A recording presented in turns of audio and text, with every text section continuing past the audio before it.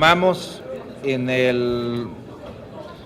nuestra plenaria en Morelia, acordamos como grupo parlamentario darle un seguimiento puntual a las acciones del gobierno federal en 3 rubros muy importantes. El primero es en materia de inseguridad. Es muy grave que a pesar de la estrategia que ha implementado el gobierno federal, pues sigamos con el número de muertos creciendo y por supuesto con el número de extorsiones y secuestros en aumento. El segundo tema era el tema de la política social. En 1 año y medio pasamos del 47% de pobreza extrema al 52%, a pesar de que se lanzó toda una campaña contra el hambre que no hemos visto absolutamente ningún resultado positivo. Y en tercero, darle seguimiento a uno de los problemas más graves que tiene nuestro país, que es el problema económico.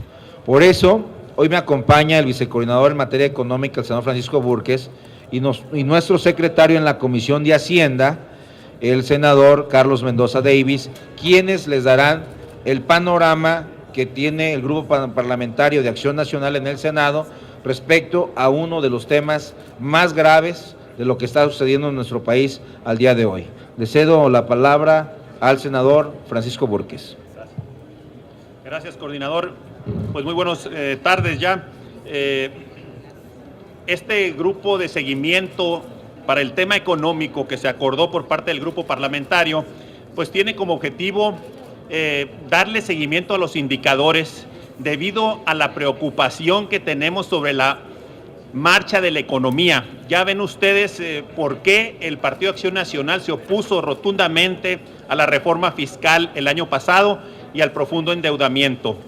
Ya la economía el año pasado dio muestras de un mal manejo al tenerse tan solo un crecimiento de 1%. Empezando el año, otra vez se ponen indicadores de crecimiento previstos por el gobierno federal de más del 3%, 3.5%, y empezando en los primeros meses ya la economía da signos de estar dando problemas. Primeramente, estamos desperdiciando ese bono de estabilidad económica que se heredó por la administración anterior y se nos presenta un acuerdo de certidumbre tributaria en donde lo que se nos está garantizando es que no va a haber correcciones de rumbo en el tema fiscal, que la reforma fiscal seguirá adelante por 3 años, a pesar de los efectos negativos que se están viendo ya en la economía, no solamente en la macroeconomía del país, sino en la economía de las familias. Este mismo acuerdo de certidumbre tributario, pues es inaugurado a los 2 días con un gasolinazo. Y hablamos de la deuda de los mexicanos. Ya ahorita el Banco Mundial, en una declaración esta semana, muestra preocupación por los altos niveles de endeudamiento que está teniendo México, en donde 6.6 billones de pesos es lo que se tiene como deuda. Ya cada niño mexicano nace con 52,000 pesos de deuda en el momento de su nacimiento, cada uno de los mexicanos. El 16% de este presupuesto del 2014 es deuda. Y eso nos preocupa porque también lo dijo el Banco Mundial y hay que prender la señal de focos amarillos. El próximo año seguramente las economías de los países en desarrollo van a estar enfrentadas a potenciales fugas de capitales por el retorno de las divisas a los Estados Unidos, porque están retirando ellos su liquidez. Van a volver a una economía real y eso va a significar amenazas y embestidas. Por lo tanto, el endeudamiento que presenta el país es sumamente peligroso. También los niveles de confianza que se han estado publicando por las autoridades económicas, por el Banco de México, por el INEGI, muestran que el sector de consumidores y el sector de empresas ha reducido en un dramático 15% el índice de confianza, y esto no son buenos augurios para el futuro. En cuanto a carestía e inflación, el salario que se incrementó a principios de año, pues definitivamente ya fue ampliamente superado. La inflación en alimentos perecederos, frutas y verduras muestra un 10.54 de incremento. Imagínense, el limón en diciembre se le pone un arancel a las importaciones, protegiendo a productores, pero afectando a consumidores, y de tal manera que subió un 68%. Quien se ha servido con la cuchara grande, por supuesto, son los servicios públicos del gobierno federal, energéticos principalmente, que están impulsando la inflación y la pérdida de poder adquisitivo de todos los mexicanos, con un incremento del 9.67%. Ahí sí, como no hay competencia, se suben indiscriminadamente los precios. Bueno, ejemplos como estos son los que ahorita están poniendo en predicamento la economía de las familias. Aquí mis compañeros irán presentando otros indicadores que nos dan preocupación, y nosotros estamos pensando seriamente que el gobierno, al igual que el Consejo Coordinador Empresarial, debe de replantear el modelo económico que ha venido implementando en estos 2 años. No está dando resultados y sí está afectando la economía, y no se ven buenos augurios para lo que falta en los siguientes meses del año. Y el Partido Acción Nacional tiene muy claro su modelo económico: tanta ciudadanía como sea posible y tan solo el gobierno que sea indispensable. El recurso mejor en manos de las familias y de las empresas, para que consuman y para que inviertan generando empleos en lugar de generar burocracia. Con ustedes el senador, para seguir avanzando en el tema, el senador Carlos Mendoza Davis, secretario de la Comisión de Hacienda de aquí del Senado de la República. Gracias. Muchas gracias. Soy senador por el estado de Baja California Sur, entidad federativa integrante, si no de la franja, sí de la región fronteriza de nuestro país. Por nuestra condición insular, por supuesto que somos acreedores a este tratamiento diferenciado, o lo éramos de parte de la Federación. El grupo parlamentario del PAN se opuso de manera rotunda a la aprobación de la reforma hacendaria. Lo dijimos de frente, que era injusta y que era además inoportuna.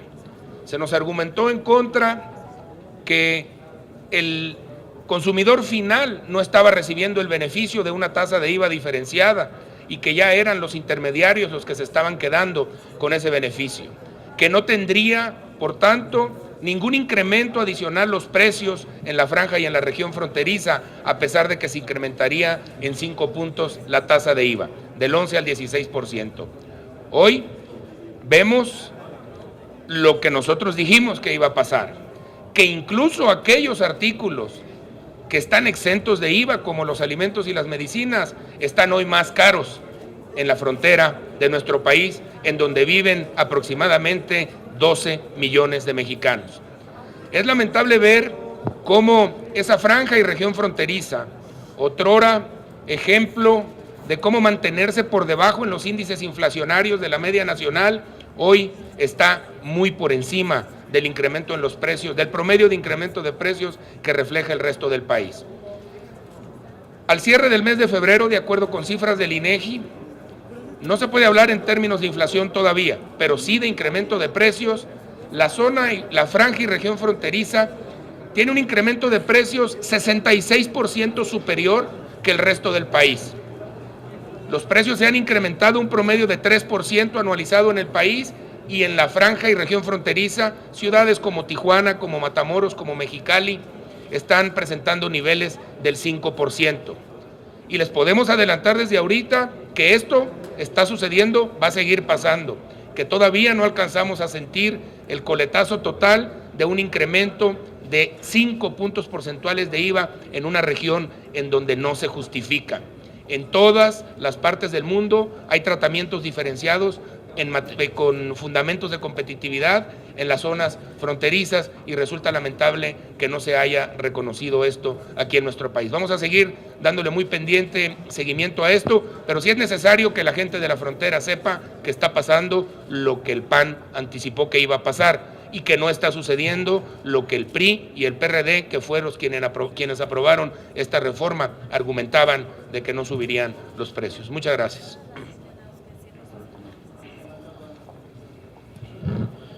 Nos acompaña también el senador Víctor Hermosillo, así como el senador Martín Orozco. Así como hemos hecho señalamientos respecto al manejo económico tan desasiado que ha hecho el presidente Peña Nieto, también queremos plantear soluciones.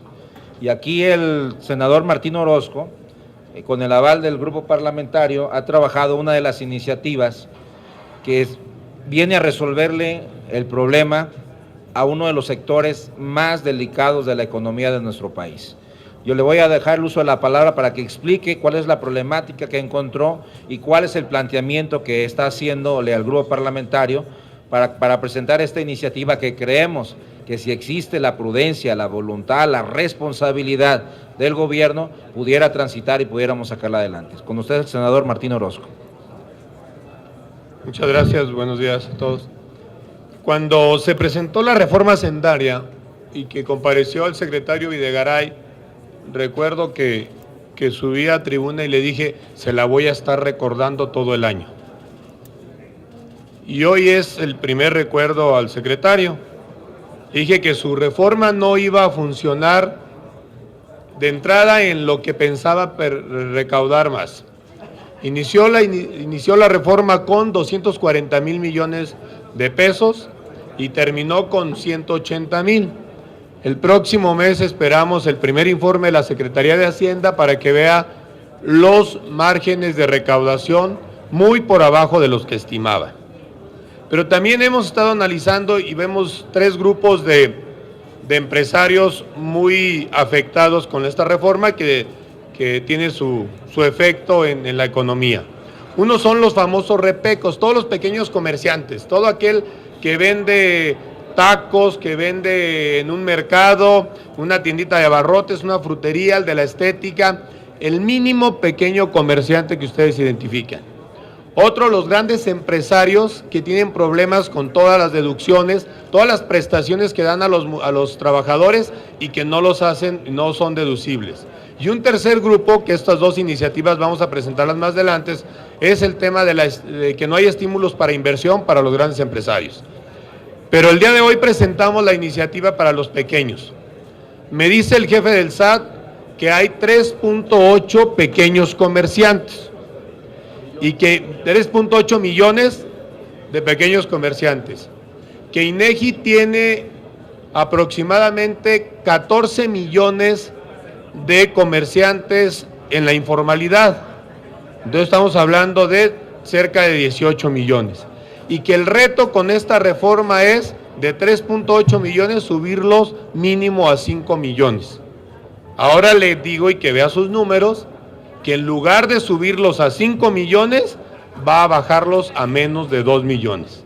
Tenemos 2 meses y medio y no lleva más de 1 millón de repecos registrados en el nuevo régimen de incorporación fiscal. Y eso que les manda una carta diciéndoles que ya están registrados. Porque voluntariamente es imposible que un changarro pueda registrarse. Y va a ser más imposible que ese pequeño comerciante vaya a cumplir con las obligaciones. De entrada les vamos a decir, tiene que tener una computadora, una impresora, un teléfono e internet. Pero los del SAT dicen, no es necesario. Si alguien te pide una factura, muy sencillo, pídele todos los datos y al día siguiente vas a un internet público y se la mandas. Si un cliente a un taxista le pide una factura porque tiene la obligación de pedir y el taxista tiene obligación de dar la factura, no puede tener toda la computadora y todo en el carro. Pídele todos los datos, pídele su correo, porque luego al día siguiente buscas un internet público para que se la mandes. Si una persona pide una factura por 1 kilo de jitomates, porque quizás de melón es muy caro, digo limones, de jitomate, y pide una factura, le dice una asesora, el jefe del SAT me mandó un asesor para un foro en Aguascalientes, así le fue al asesor, porque lo primero que le dice un contribuyente, si me piden una factura por 1 kilo de jitomate, ¿qué hago? Se la tiene que dar, y si no tengo, pierda al cliente. Esas son las respuestas del SAT. Hemos propuesto, bueno, y además, sus compras deben de ser vía sistema bancario. Eso no les dice Hacienda, ¿verdad? Una tienda de abarrotes que compra 3 paquetes de cigarros, y ahorita de cigarros ya me acordé de otra cosa, paquetes de cigarros ya son más de 2,000 pesos. Si hace una compra de más de 2,000 pesos, tiene que pagarla con cheque, con tarjeta de crédito, tarjeta de débito o transferencia bancaria. Así de fácil.